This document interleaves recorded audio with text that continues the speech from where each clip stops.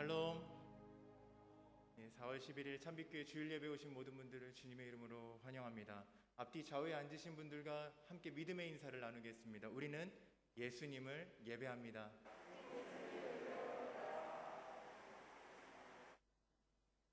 잠시 광고 말씀을 드리겠습니다. 저희 교단과 선교지의 소식들이 있습니다.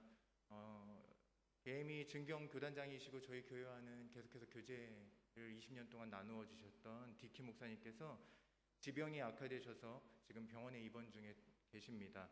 기억하시고 기도해 주시기를 당부드립니다. 마테우스 부하 목사님 부부가 저희 빼빼 3기 졸업생이신데요. 코로나로 인해서 투병 중에 계십니다. 특별히 사모님께서 산소호흡기에 의지할 정도의 상황이시라고 하니까요. 또한 기억하셔서 기도해 주시기를 부탁드리겠습니다. 그리고 엔테떼 지역 교회들이 홍수 피해로 어려움 중에 있다는 소식도 있습니다. 하나님께서 이 모든 상황들 가운데 함께하여 주시기를 여러분 모두 기도해 주시기를 부탁드리겠습니다. 계속해서 교회 안에서 코로나 예방 수칙들을 잘 지켜주시기를 또한 당부드립니다. 이제 다 같이 일어나셔서 주 임재 안에서 함께 찬양하겠습니다.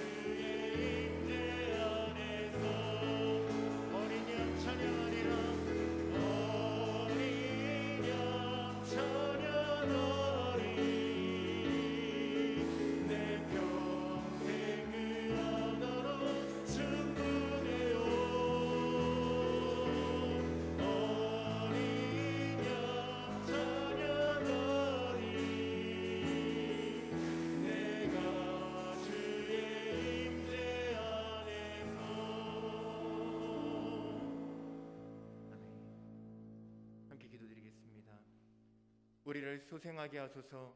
우리가 주의 이름을 부르리이다. 만군의 하나님 여호와여, 우리를 돌이켜 주시고 주의 얼굴의 광채를 우리에게 비추소서. 우리가 구원을 얻으리이다. 아멘.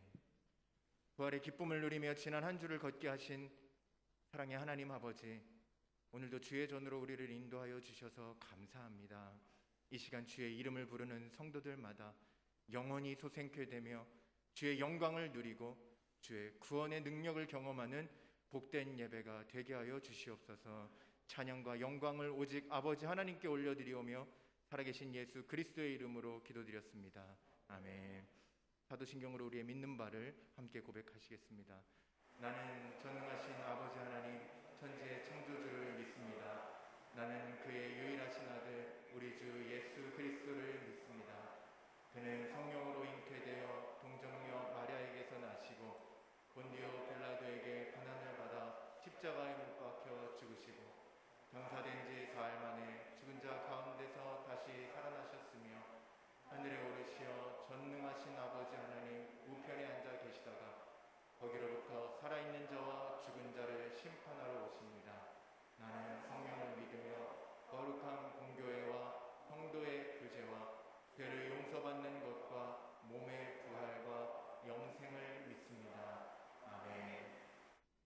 앉으셔서 함께 찬양 드리시겠습니다.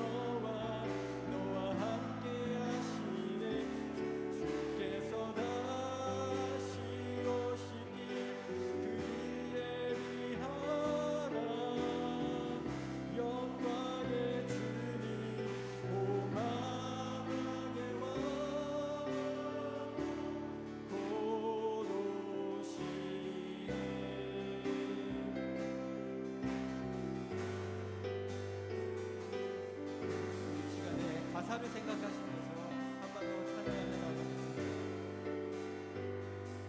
주님 나라 임하시네 주의 날은 멀지 않았네 너는 일어나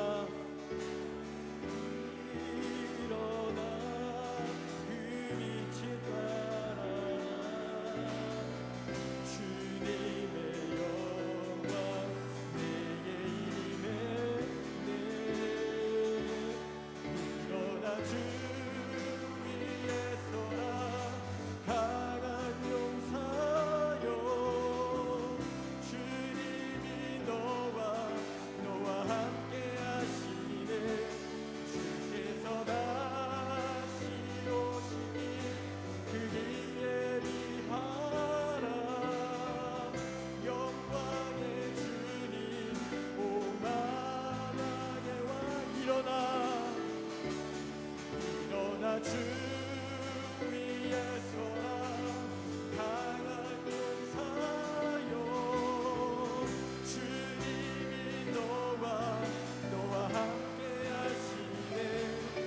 주께서 다시 오시니 그리 예비하라 영광의 주님 오마라 우리 한 번 더 일어나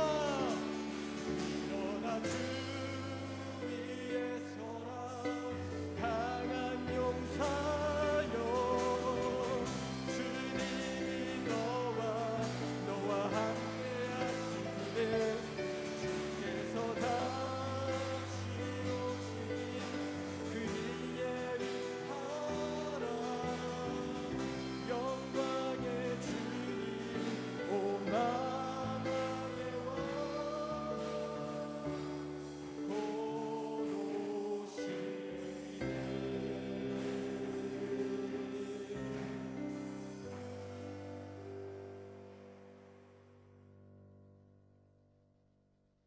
은혜와 사랑이 풍성하신 하나님 아버지, 저희들에게 구원을 주시기 위해 독생자 예수 그리스도를 이 땅에 보내주시고 십자가의 보혈로 우리의 죄를 씻어주시며 죽음에서 부활하신 큰 기쁨으로 한 주를 보내게 하신 하나님께 감사와 찬양과 영광을 드립니다. 또한 거룩한 성일 주님의 전에 나와 예배케 하심을 감사드립니다. 부활의 기쁨을 맞은 성도들이 십자가의 사랑을 가슴 깊이 묵상할 수 있도록 인도하여 주시옵시고, 무엇 때문에 예수님이 이 땅에 오셨고 우리의 죄를 대신하여 죽으셔야 했는지 깨닫게 하여 주사 부활의 주님을 생각할 때마다 마음의 큰 고통과 근심이 사라지고 모든 것이 회복되는 시간이 되게 인도하여 주시옵소서. 사랑의 하나님, 우리는 참으로 어리석고 연약하여 세상에 속한 일시적인 것을 추구하기도 하고 금방 사라져버릴 것에 우리의 마음을 빼앗길 때도 있었음을 고백합니다. 이 시간 닫혀진 우리의 영안을 열어 살아계신 하나님을 보게 하시고 영원히 변하지 않는 주님의 말씀을 붙잡고 말씀을 실천하며 살아가는 주님의 백성들이 되게 인도하여 주시옵소서. 긍휼을 베푸시는 하나님, 이 시간 몸이 불편하여 경제적인 어려움으로 또한 관계 속에서 고통을 당하는 당신의 백성들이 있습니다. 세상적인 것에 자유함을 주시고 변화되게 하사 온전히 주님 안에 소망을 갖게 하시며 그들이 구하는 모든 일들이 주 안에서 형통함으로 주님이 왕 되심을 깨닫게 하여 주사 그들의 삶 속에서 감사와 찬양이 넘쳐나게 인도하여 주시옵소서. 특별히 전 세계적으로 확산된 코로나 바이러스는 우리의 삶 속에 계속해서 많은 변화와 어려움을 가져다 주었습니다. 그러나 하나님, 코로나 바이러스로 인하여 좌절하고 낙심하기보다는 주님 앞에 더 큰 소망을 갖게 하시고 전능하신 하나님을 바라보며 하나님만 의지하는 성도들이 될 수 있도록 인도하여 주시옵소서. 주님, 어린아이들이 말씀을 배우며 자유롭게 뛰노는 교회가 되기를 원합니다.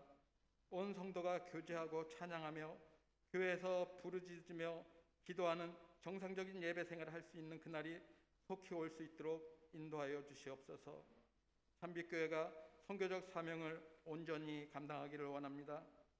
주님의 뜻 가운데 이곳에 주님의 몸된 참빛교회를 세워주셨사오니 주님의 뜻을 온전히 이루어 나가는 참된 교회가 되게 하시고 주신 사명을 온전히 감당하는 교회가 되게 하여 주시옵소서. 또한 모든 성도들에게 주의 권능과 능력을 허락하여 주사 쓰임받게 하시고 교회를 찾는 자마다 살아계신 주님을 체험하게 하시고 성령의 임재를 깨닫게 하시어 부활의 담대한 신앙으로 우리 세상 속에서 생명이 되신 주님을 증거하는 참 신앙인이 될 수 있도록 인도하여 주시옵소서.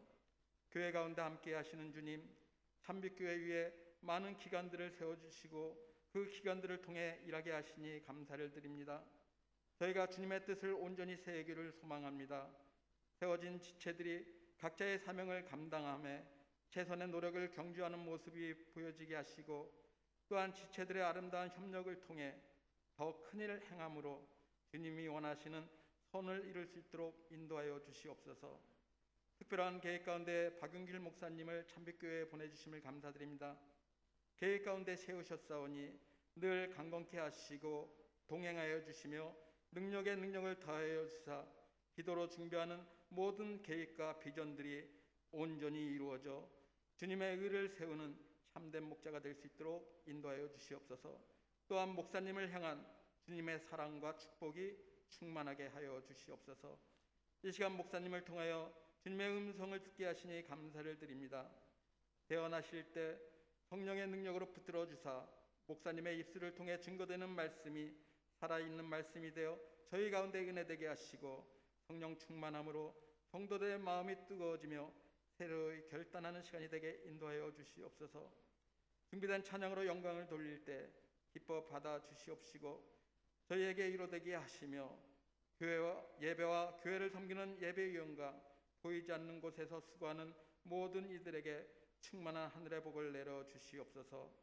우리를 사랑하시되 끝까지 사랑하시는 예수 그리스도 이름으로 기도드립니다. 아멘.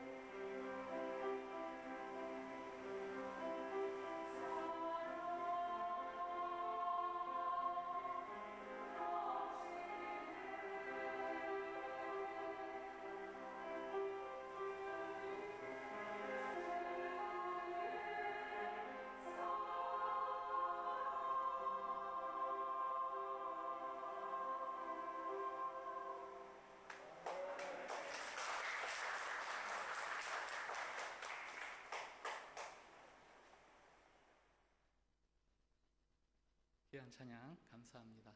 오늘 우리 계신 하나님의 말씀은 요한복음 9장 1절부터 12절까지 말씀입니다. 제가 가진 성경 신약성경 161페이지 말씀 봉독할 때에 살아계신 우리 하나님의 음성으로 들으시기 바랍니다. 예수께서 길을 가실 때에 날 때부터 맹인된 사람을 보신지라. 제자들이 물어 이르되 랍비여, 이 사람이 맹인으로 난 것이 누구의 죄로 인함이니이까? 자기니이까 그의 부모이니이까? 예수께서 대답하시되 이 사람이나 그 부모의 죄로 인한 것이 아니라 그에게서 하나님이 하시는 일을 나타내고자 하심이라. 때가 아직 낮음에 나를 보내신 이의 일을 우리가 하여야 하리라. 밤이 오리니 그때는 아무도 일할 수 없느니라.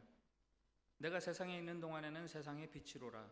이 말씀을 하시고 땅에 침을 뱉어 진흙을 이겨 그의 눈에 바르시고 이르시되 실로암 못에 가서 씻으라 하시니, 실로암은 번역하면 보냄을 받았다는 뜻이라.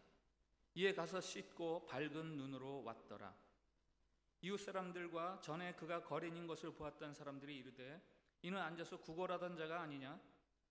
어떤 사람은 그 사람이라 하며 어떤 사람은 아니라 그와 비슷하다 하거늘 자기 말은 내가 그라 하니, 그들이 묻되 그러면 내 눈이 어떻게 떠졌느냐? 대답하되 예수라 하는 그 사람이 진흙을 이겨 내 눈에 바르고 나더러 실로암에 가서 씻으라 하기에 가서 씻었더니 보게 되었노라. 그들이 이르되 그가 어디 있느냐? 이르되 알지 못하노라 하니라. 아멘. 샬롬. 샬롬. 예, 우리 한 번 더 밝은 얼굴로 주변 분들 축복합시다. 하나님께서 우리를 사랑하십니다.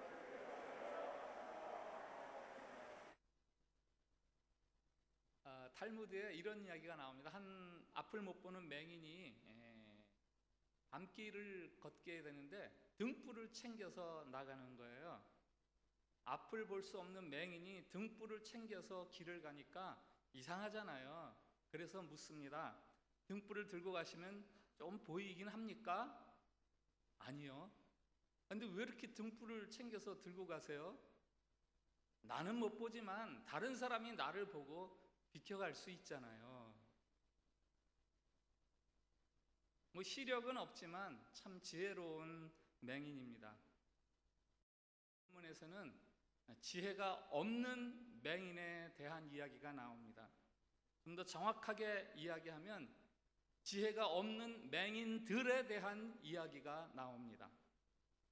오늘 본문 이야기는 앞장 요한복음 8장과 연결해서 읽어야 됩니다. 8장 12절에서 나는 세상의 빛이니 나를 따르는 자는 어둠에 다니지 아니하고 생명의 빛을 얻으리라 예수님이 말씀하시면서 이제 예수님과 유대인들 사이 아주 긴 논쟁이 8장 전체 56절까지 59절까지 아주 길게 장황하게 제 성경책으로 3페이지에 걸쳐서 그 논쟁이 계속 이어집니다.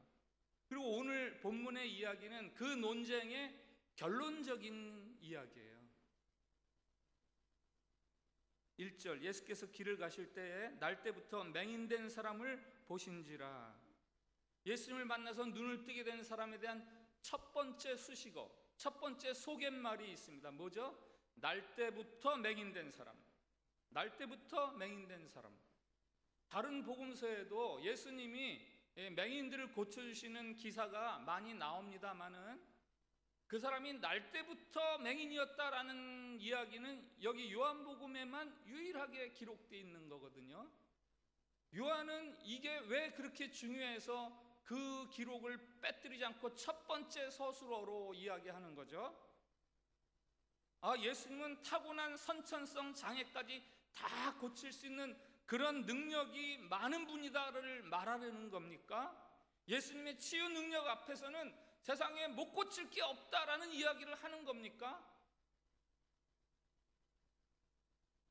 날 때부터 맹인이 된 사람과 중간에 시력을 잃어버려서 맹인이 된 사람의 차이를 혹시 생각해 보셨어요? 중간에 시력을 잃어버린 사람은 빛이라는 게 있다는 걸 알고 있죠. 그래서 빛의 필요성에 대해서 절감합니다. 내가 지금 얼마나 어렵고 심각한 상태인지를 알고 있습니다. 그런데 나면서부터 맹인인 사람은 빛에 대해서 듣기는 했겠죠. 그러나 그게 뭔지 전혀 알지를 못합니다. 어쩌면 그 빛의 필요성도 모를 수도 있어요. 본다는 것, 그것이 무엇인지를 도무지 이해하지 못하니까 뭐 빛이라는 게 있다는데 뭐야? 하면서 살아가는 게 나면서부터 맹인된 사람의 삶입니다. 이와 비슷한 맹인들이 이미 8장에서 이야기되고 있습니다. 예수님과 길게 논쟁하는 유대인들, 그 대화의 주제는 죄, 종, 진리, 자유, 생명, 그 진리가 너희를 자유케 하리라 하는 그 금과 옥조 같은 예수님의 말씀으로부터 시작이 되는데요, 이 말씀을 들은 유대인들의 반응이 어떻습니까? 아, 그렇군요. 우리에게 빛을 좀 주십시오, 우리에게 생명을 주십시오 하고 예수님께 무릎 꿇고 소원하는 게 아니라 8장 마지막 절에 보면은 돌로 예수님을 쳐서 죽이려고 그래요. 그래서 예수님이 그들을 피해서 성전을 몰래 나가시다가 만나는 게 바로 이 나면서부터 맹인된 사람을 만나는 거예요. 이 8장과 9장이 연속되는 이야기라는 것을 알아들으셔야 됩니다. 8장은 빛이신 예수님의 말씀을 듣고도 돌로 치려고 달려드는 그 영적 맹인들에 대한 이야기이고, 9장은 나면서부터 앞을 보지 못하고 살아가는 맹인 이야기. 진리 앞에서 진리를 외면하는 사람들이 있습니다. 생명 앞에서 생명을 거부하는 사람들이 있습니다. 오히려 비웃고 대들고 돌로 치려고 합니다. 만일 누군가가 이 앞에 맥도날드 앞에서 10만 루피아 지폐를 뿌리면서 지나간다고 한번 상상해 보세요. 순식간에 사람들이 벌떼같이 몰려들 겁니다. 왜요? 그 돈 줍겠다고. 돈이 필요한 줄 알기 때문에. 그런데 8장, 9장의 유대인들은 예수님에게 달려들지 않아요. 아니, 달려들었죠. 근데 예수님을 돌로 치려고 달려들었고, 예수님이 가진 것을 제게 주세요 하면서 달려들지 않았습니다. 왜요? 그들은 진리니 빛이니 생명이니 그런 것에 대해서는 관심이 없기 때문이에요. 하나님은 오늘 본문을 통해서 우리의 구원에 대해서 말씀하십니다. 우리는 영적으로 모두 나면서부터 맹인된 사람들입니다. 내가 못 본다는 것을 인정하지 못하고 생명의 빛이 있다는 것을 알지도 못한 채 살아갑니다. 나에게 빛이 필요하다, 그거 인정하지 못했습니다. 그저 빛 가운데 살아가는 게 뭐야? 이렇게 하면서 살아가는 게 우리들이었어요. 거리에 나가서 사람들 붙들고 한번 물어보세요. 구원을 받기 원하십니까? 뭐 한국의 지하철역에서 나가면은 구원에 관심 있으세요? 이런 사람들이 있던데. 구원을 갈망하세요? 라고 한번 물어보세요. 구원을 얻고자 하는 소원이 있으십니까? 하고 사람들을 붙들고 물어보세요. 제가 어릴 적에 제 2살 위 누나하고 초등학교 어릴 적에 누나가 학교에서 친구들하고 배웠다고 저한테 가르쳐준 기도가 있어요. 하늘에 계신 하나님, 얼마나 어지러우세요. 저에게 구원 말고 10원을 주세요. 웃으셨죠? 유치한 농담이죠. 그런데 실제 10만 루피아짜리 한 장보다 구원을 더 우습게 여기는 사람들이 있다고요. 아니, 많다고요. 등이 휜 이 척추 장애인을 예전에는 꼽추 이렇게 불렀습니다. 그분들에 대한 유대인 속담이 하나 있는데, 꼽추가 가장 기쁠 때는 자기보다 더 큰 혹을 가진 사람을 볼 때다. 이 뭐 척추장애인을 비하하는 내용이니까 좋은 속담이라고 할 수는 없습니다. 그러나 이 속담이 말하려는 것은 꼽추에 대한 이야기가 아니죠. 우리들에 대한 이야기예요. 우리가 열렬히 바라고 만족해하는 것, 그것들이 기껏해야 그 정도다라는 거예요. 우리가 남보다 조금 잘 되는 것, 아니면 남이 나보다 조금 못해지는 거, 그거나 바라면서 살아가는 게 우리들이라는 거예요. 그런데 이 맹인 같은 인생이 눈을 뜨잖아요. 바랄 수 없었던 일, 아니 바라지도 않았던 일이 벌어집니다. 그게 바로 구원입니다. 우리가 갈급해하거나 얻으려고 노력해서 얻은 결과물이 아니라, 너희는 죄인이야 그러면 우린 돌 들고 대들려면 대들었지, 네 맞습니다 하고 무릎 꿇은 게 우리들이 아니잖아요. 그런데 그런 우리가 구원을 얻습니다. 그래서 우리의 구원을 하나님이신 선물이다, 은혜다, 이렇게 말을 하는 거죠. 이것이 기독교의 구원론의 아주 독특함입니다. 우리는 구하지도 않았는데 하나님이 우리에게 주셨다는 거예요. 구원을 여러분이 만들어냈다고 착각하지 마세요.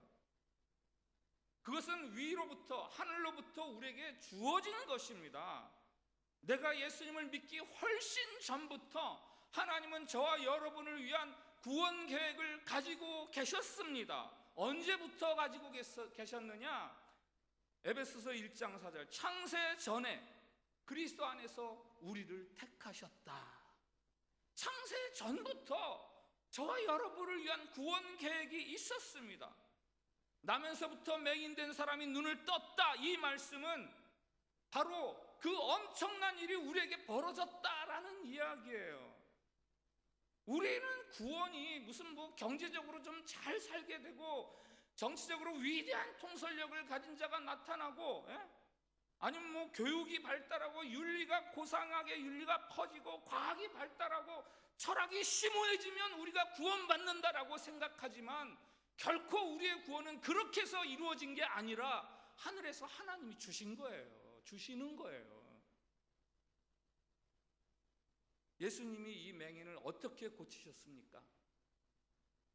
침으로 진흙을 이겨서 그것을 맹인의 눈에 바르고 실로암에 가서 씻으라. 그래서 그가 보게 하십니다.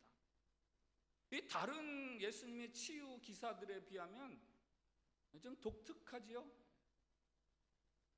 왜 이렇게 굳이 더러운 방법으로 예수님이 그를 눈을 뜨게 하십니까? 그냥 눈 떠라 그러면 될 것을.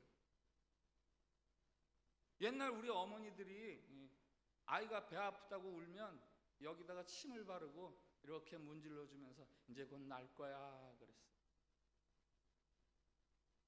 장사꾼이 그날 개시하면은 돈에다가 침을 탁 발라가지고 머리 싹, 아싸! 이 침에 무슨 신적인 능력이 있는 것처럼 그런 사람들이 없지 않았습니다. 예수님이 무슨 이런 침의 치유 능력을 믿으신 건가요?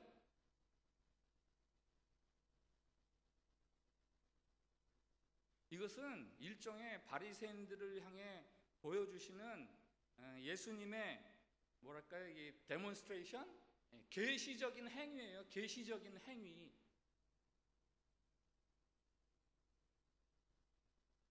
그 사람은 주변 사람들이 다 아는 맹인입니다. 보이지 않는 눈에 이제 진흙까지 발랐으니까 그는 보지 못할 이유가 2배나 되는 거예요. 이제 가능성이 전혀 없는 사람이 돼버렸습니다. 잘 보던 사람도 눈에 진흙을 바르면 안 보이는데, 그렇지 않아도 보지 못하는 눈에 진흙까지 발랐으니 저 사람은 볼 수 없는 사람이야 라는 거예요. 그런데 그가 눈을 뜨고 다시 볼 수 있게 된다는 거 아닙니까? 아무리 가능성이 없는 인생일지라도 예수님으로 인해서 빛을 볼 수 있음을 말씀해 주시는 거예요. 진흙을 발라주시면서 너희가 다 이런 맹인들 아니냐, 그러나 나를 통하면 볼 수 있단다 라는 초청의 말씀이에요. 선포예요. 우리도 맹인이라는 사실을 정말 겸허하게 인정해야 합니다.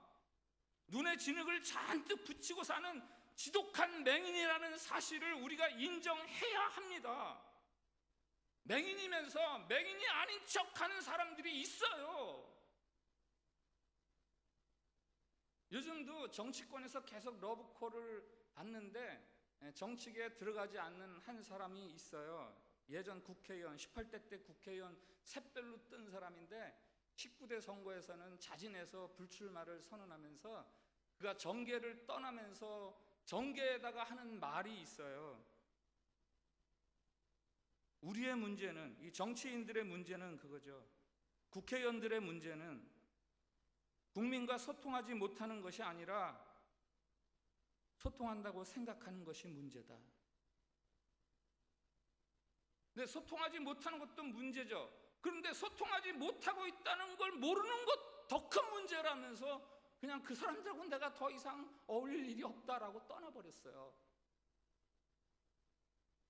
연약함도 문제지만 연약함을 모르는 건 더 큰 문제죠. 듣지 못하는 것이 문제가 아니라 듣지 못한다는 걸 모르는 건 더 큰 문제입니다. 의인인 양 기고만장해서는 안 됩니다. 여전히 우리는 다 돈에 약하잖아요. 우리는 이성에 약하지 않습니까? 무엇이든 흠집내고 의심하는 완벽주의적 기질이 여전히 우리에게 남아있지 않습니까? 아직도 무서운 분노나 안갚음에 사로잡혀서 살지 않습니까? 신앙 좋다고 폼 잡을 일이 아닙니다.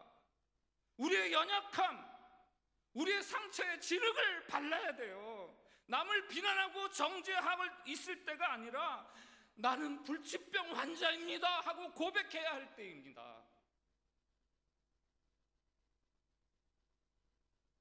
시력이 있고 시각이 있잖아요. 시력, 시각. 시력은 굉장히 좋은데 시각이 잘못된 사람들이 있어요. 남이 못 보는 아주 감추어진 미세한 것까지 다 들추어서 보는데 삐뚤어진 관점에서 그걸 보는 거예요. 차라리 못 보는 게 낫겠다 싶을 만큼 매사에 부정적이고 왜곡된 시각으로 바라보는 죄성. 이 맹인으로 태어난 사람을 바라보는 제자들이 바로 지금 그 사람들이에요. 우리 2절, 3절 같이 읽어봅시다.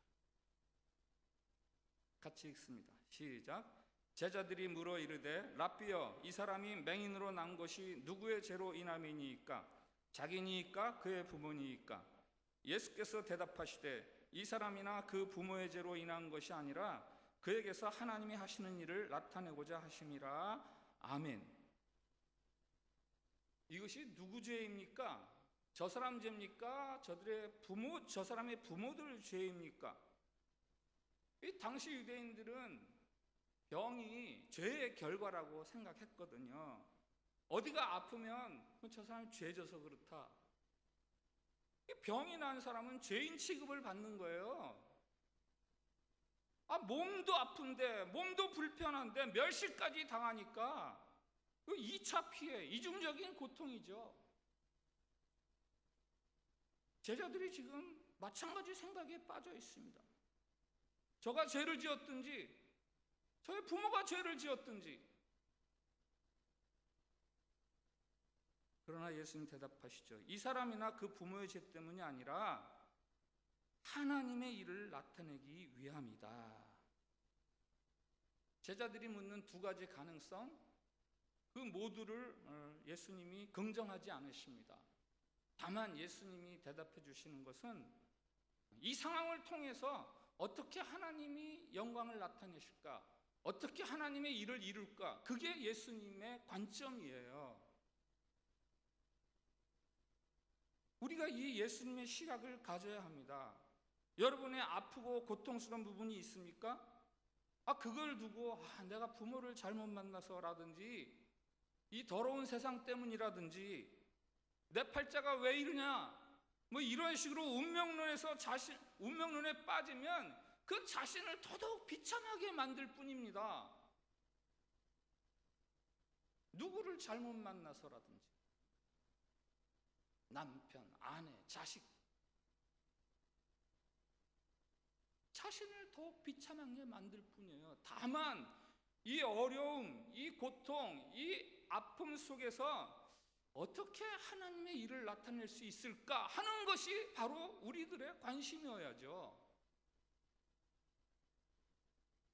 요한복음 8장에 가늠하다 현장에서 잡힌 여인 이야기가 있죠. 그 이야기에 두 종류의 죄인들이 있지 않습니까? 하나는 가늠한 여인이고 또 하나는 바리새인들. 바리새인들의 죄란 뭐예요? 어떻게 이 여인을 이용해서 저 예수를 올무를 걸을까? 그게 바리새인들의 죄예요. 자기보다 더럽다 싶은 사람한테는 마냥 무자비하고 짓밟고 무시하고, 그리고 자기보다 좀 낫다 싶은 사람, 떠오르는 랍비 같다 이런 사람, 그는 어떻게 해서든지 올무를 놔서 흠잡고 끄집어내리려고 하는 거.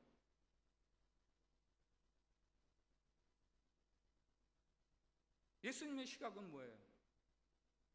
그 자리에서 예수님의 시각은 어떻게 하면 이 여인을 살릴까? 그래서 죄 없는 자가 먼저 돌로 치라 라고 말씀하시고, 나도 너를 정죄하지 않노라 라고 말씀하시죠.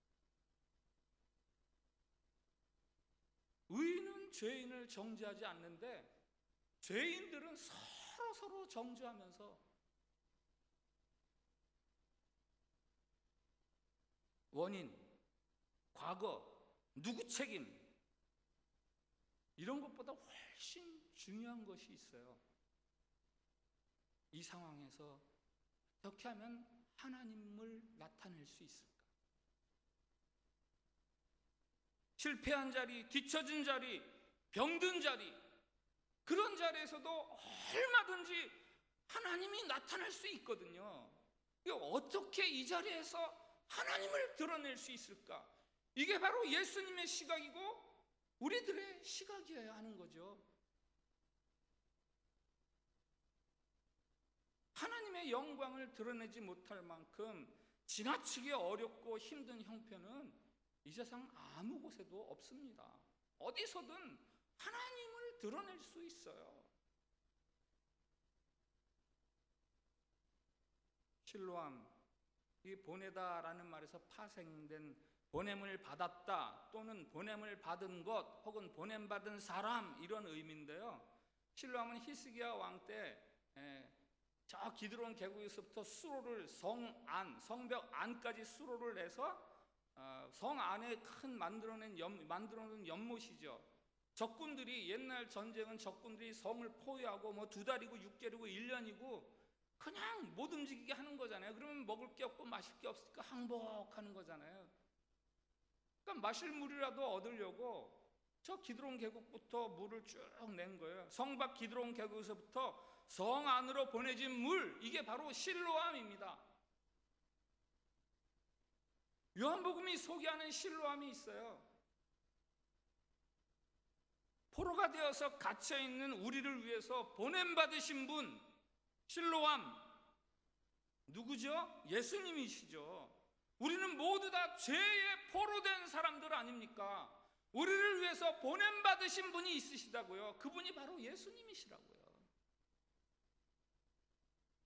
사도 바울은 로마서에서 우리의 그 포로된 모습에 대해서 이렇게 이야기합니다. 마음에 하나님 두기를 싫어하며 하나님께서 그들을 그 상실한 마음대로 내버려 두사 합당하지 못한 일을 하게 하셨으니 곧 모든 불의, 추악, 탐욕, 악의가 가득한 자요, 시기, 살인, 분쟁, 사기, 악독이 가득한 자요, 수근수근하는 자요, 비방하는 자요, 하나님께서 미워하시는 자요, 능욕하는 자요, 교만한 자요, 자랑하는 자요, 악을 도모하는 자요, 부모를 거역하는 자요, 우매한 자요, 배약하는 자요, 무정한 자요, 무자비한 자라.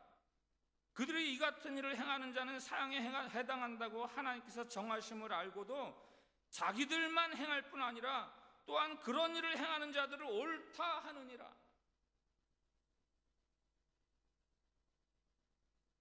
마가복음 5장에서 무덤가에서 살고 있는 군대 귀신 들린 사람 이야기가 있죠. 사람들이 그의 몸에 쇠사슬을 묶고 쇠고랑을 채웁니다. 그러나 그가 귀신들의 힘을 빌려서 그거 다 끊어버려요. 쇠사슬이고 쇠고랑이고 다 무기력합니다. 귀신의 힘이 그것들보다 더 강력하다는 거죠. 우리의 죄로 인해서 우리 몸에는 쇠사슬보다도 더 강력한 그런 죄의 사슬이 감겼습니다. 우리의 손과 발에는 쇠고랑보다도 더 옥죄는 그런 고랑이 채워졌습니다. 죄에 꽁꽁 묶여서 우리는 지옥 생활을 해야 되는 거예요.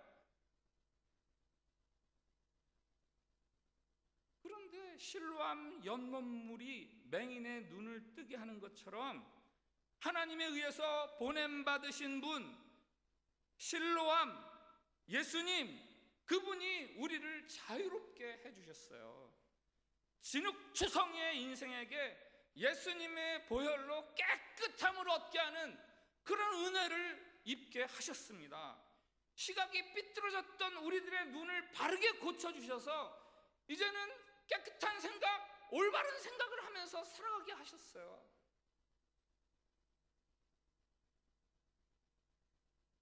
예수님을 믿는 모든 사람에게 주시는 그 영광스러운 미래가 있습니다. 그 미래에 대한 살아있는 소망, 그것으로 이제는 오늘 우리의 힘든 이 자리를 이겨갈 수 있습니다. 그것이 원동력입니다. 이것이 바로 복음의 능력이고요. 예수님은 결코 우리를 과거로 대하지 않으십니다. 뭐뭐뭐뭐로 말미암아는 예수님이 쓰시는 단어가 아니라 뭐뭐뭐뭐를 위하여, 이게 예수님이 쓰시는 단어예요. 9절에 사람들이 이 눈뜬 맹인을 잘 못 알아봐요. 예전에 그가 아니었기 때문이에요. 성전 길목에서 구걸이나 했던 그가 눈을 뜨고 나니까 남들이 그 사람인가? 그 사람 맞아? 인 것 같기도 하고 아닌 것 같기도 하고.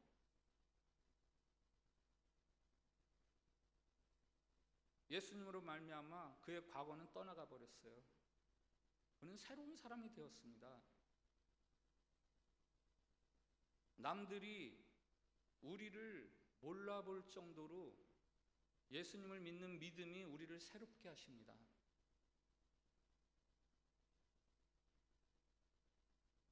사절을 들어보세요. 때가 아직 낮음에 나를 보내신 이의 일을 우리가 하여야 하리라. 밤이 오리니 그때는 아무도 일할 수 없느니라. 때가 낮으니까 누가 일을 해야 된다고요?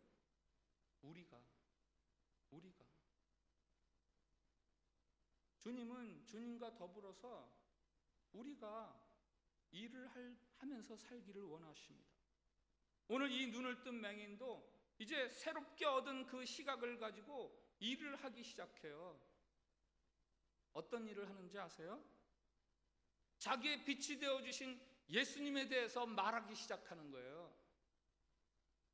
11절, 예수라 하는 그 사람이 진흙을 이겨 내 눈에 바르고 나더러 실로암에 가서 씻으라 하기에 가서 씻었더니 보게 되었노라.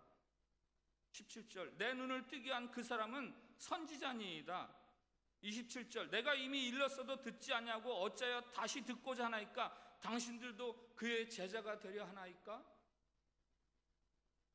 예수님을 증거하던 그가 결국 유대인들에게서 쫓겨납니다. 그러나 자신의 그런 행함을, 새로운 변화를 후회하지 않아요. 쫓겨난 그가 예수님을 만나서 예수님 때문에 괜히 나 이렇게 내 사회에서 쫓겨났어요, 우리 공동체 쫓겨났어요, 그렇게 원망하지 않고 예수님께 엎드려서 경배했습니다. 요한복음 8장과 9장에서 아주 눈에 두드러지게 보이는 단어가 있는데 그것은 보냄이라는 단어입니다. 보냄. 8장 16절, 나를 보내신 이가 나와 함께 계심이라. 8장 18절, 나를 보내신 아버지도 나를 위하여 증거하시느니라. 8장 26절, 나를 보내신 이가 참되심에. 8장 29절, 나를 보내신 이가 나와 함께 하시도다. 9장 4절, 때가 아직 낮음에 나를 보내신 이의 일을 우리가 하여야 하리라. 9장 7절, 실로암은 번역하면 보냄을 받았다는 뜻이라. 보냄.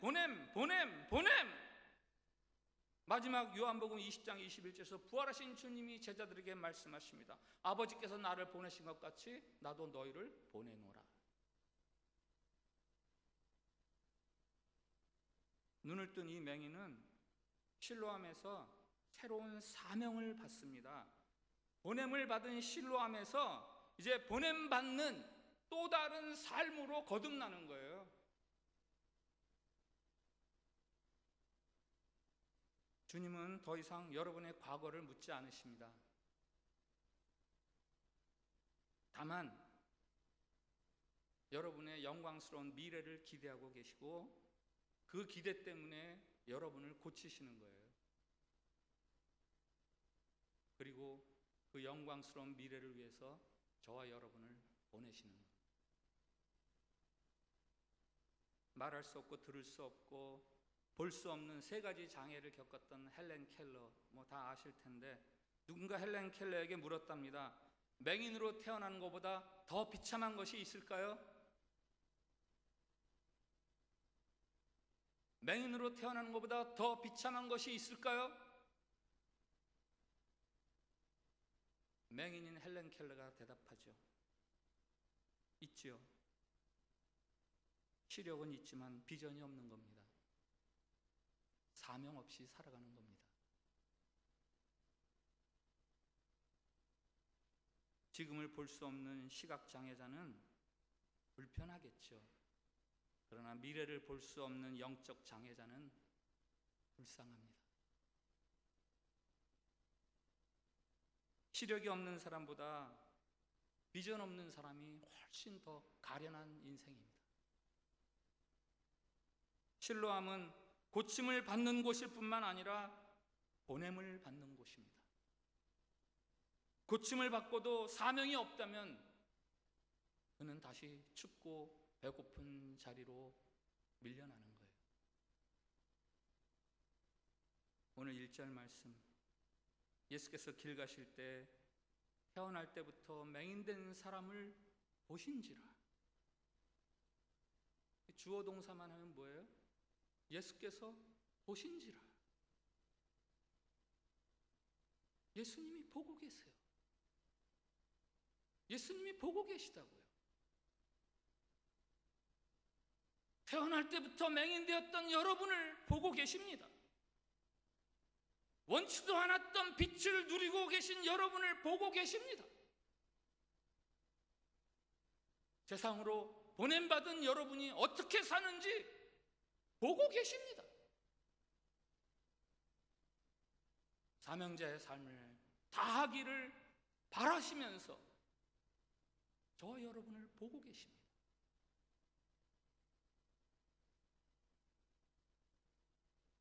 우리는 이 땅에 우연히 태어난 게 아니에요. 과학이 말하는 식으로 그렇게 우연히 태어난 저와 여러분이 아닙니다. 우리는 사명을 위해서 태어났습니다. 여러분을 눈뜨게 하신 참 빛 되신 예수 그리스도, 그의 증인으로 살아가시기 바랍니다. 같이 찬양을 합시다. 주님, 당신은 사랑의 빛, 어둠 가운데 비추소서.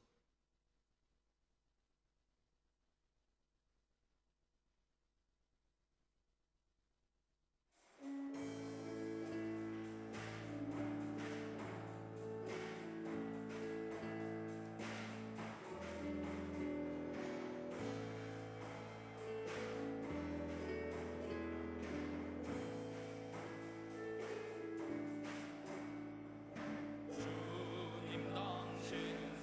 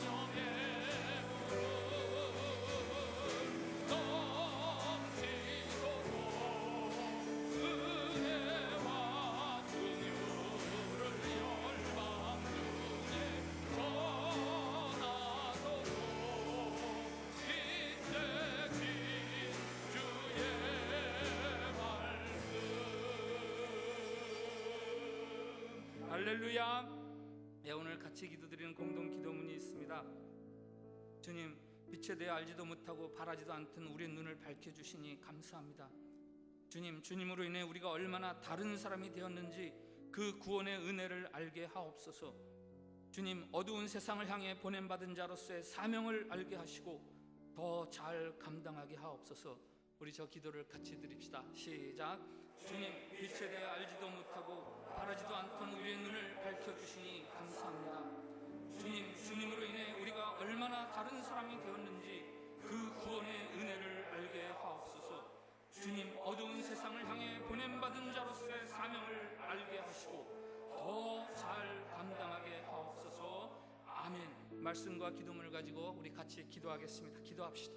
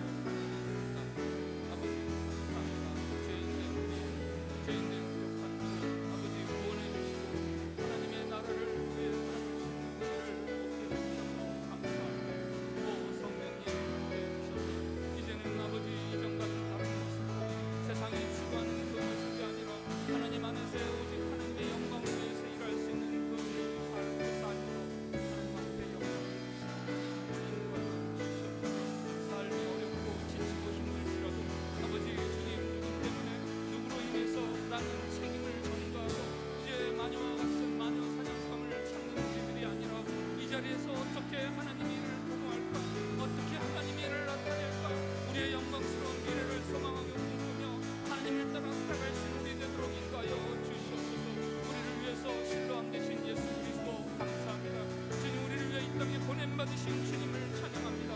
주님, 이제는 주님 우리를 보내신 바를 알게 하여 주시오. 이 어두운 세상에서 주님을 찾지도 않고 주님을 필요로 하지도 않는 이 세상에서 우리가 주님을 먼저 만난 자로서 그 구원의 복음을 증언할 수 있는 참 증언자들로 살아갈 수 있도록 주님 우리에게 성령의 은혜를 더해 주시옵시기를 원하옵나이다. 주여, 우리를 불쌍히 여겨 주시옵소서. 주여, 우리의 죄성들을 주님 다 멸하여 주시고 우리를 죄에서 구원하여 주신 것처럼 이제는 우리에게 온전히 새로운 삶, 새로운 생명으로 이 세상이 알지 못하는 그 비밀스러움을 말할 수 있는 사람들로 우리가 살아갈 수 있도록 인도하여 주시옵소서. 주께서 보신다 하셨사오니, 주님이 바라보신다 하셨사오니, 주여 우리를 바라보아 주시옵소서. 변화된 우리를 보아 주시옵소서. 주님을 위해서 살아가는 우리의 참 새로움을 주님 보아 주시옵시고 우리에게 약속하신 그 위대한 그 하나님의 나라에 동참하는 귀한 일꾼들 되도록 인도해 주시옵소서.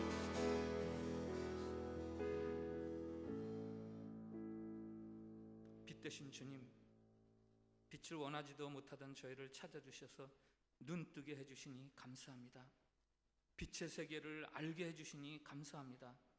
창세 전부터 시작된 그 긴 사랑으로 우리를 죄에서 구원해 주시니 진심으로 감사합니다.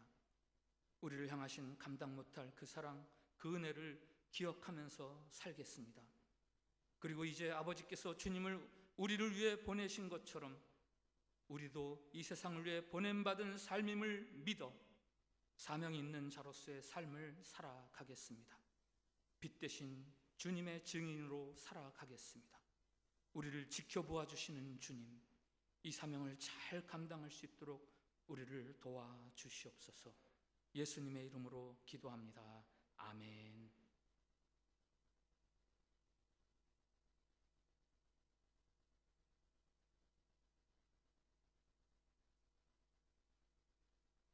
이 시간 찬송가 321장 찬양 드리시면서 준비하신 예물을 하나님께 드리시겠습니다.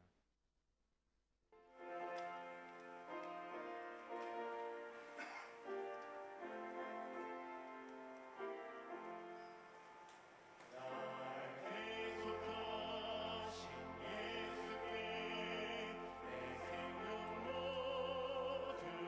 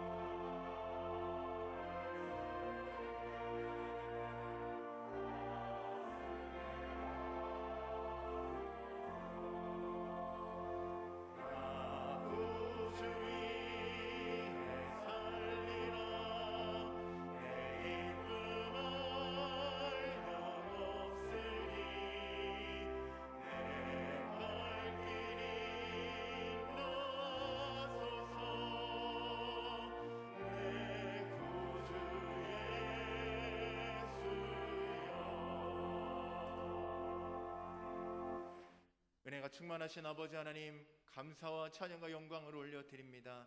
우리의 삶을 주관하여 주시고 축복하여 주시어서 하나님의 은혜로 오늘을 살게 하여 주시고 하나님의 은혜로 구원의 눈뜨게 하여 주시고 주의 능력을 바라보게 하여 주시니 감사합니다.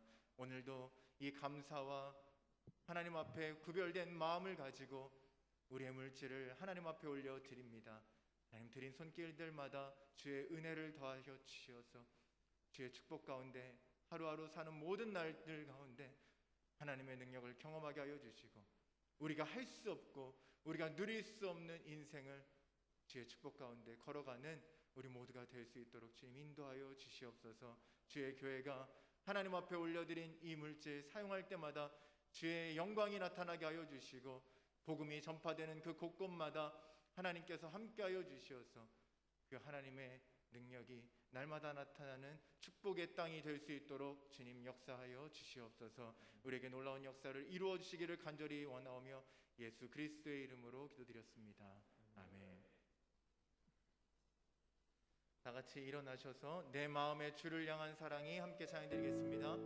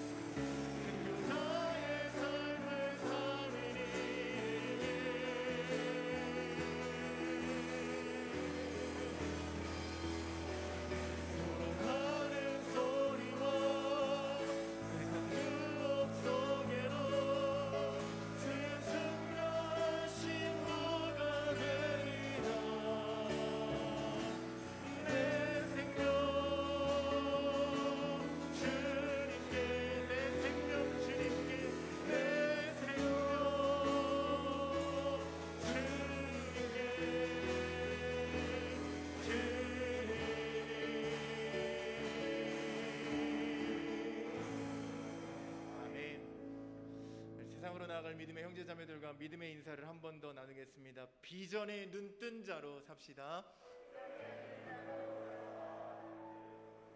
아멘. 합심하여 기도하는 기도의 제목들이 있습니다. 코로나 바이러스가 속히 진정될 수 있도록, 그리고 참빛 성도들의 건강과 믿음을 위해서, 그리고 이 땅 동포사회 복음화와 인도네시아 선교를 위해서 우리 함께 기도할 텐데요. 앞에서 우리 광고 때 말씀드렸던 우리 디키 목사님과 마테우스 부하 목사님 부부를 위해서도, 그리고 엔테떼 지역 교회들을 위해서도 이 시간 함께 합심하여서 기도드리고 담임 목사님의 축도로 예배를 마치겠습니다. 함께 기도합니다. 주여 하나님 아버지, 하나님의 은혜와 축복을 간구합니다.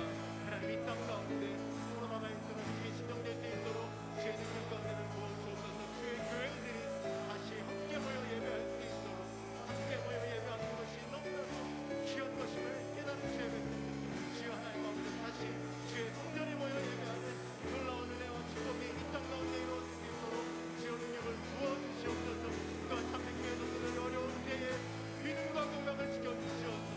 하나님 아버지, 어려운 때이지만 더욱 주님을 믿음으로 하나님 아버지 일어설 수 있는 참기대 모든 성도들이 될 수 있도록 인도하여 주시옵소서.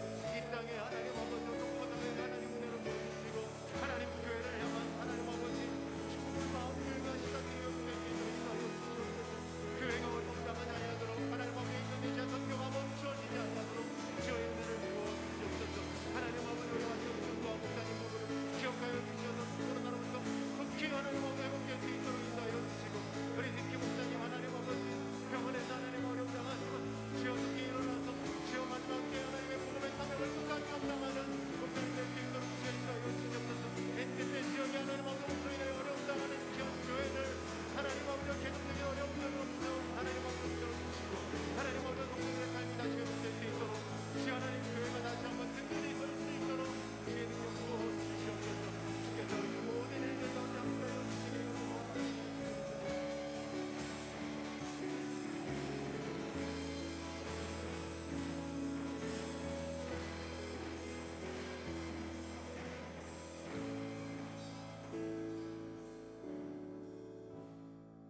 우리 주 예수 그리스도의 은혜와 하나님 아버지의 사랑과 성령의 교통하심이 신뢰함 되신 예수 그리스도로 말미암아 우리가 알지 못했던 구원을 누리어 이제는 이 세상을 향해 보냄받는 제2의 신뢰함으로 살아가기를 소원하고 결단하는 우리 모든 성도들 위해, 그리고 조국 대한민국과 이 땅의 동포사회 위해, 한인교회들과 한인교회 목사님들, 한인 선교사님들 위해, 그리고 인도네시아와 온 세계 위에 이제부터 영원까지 함께하여 주시기를 간절히 축원하옵나이다.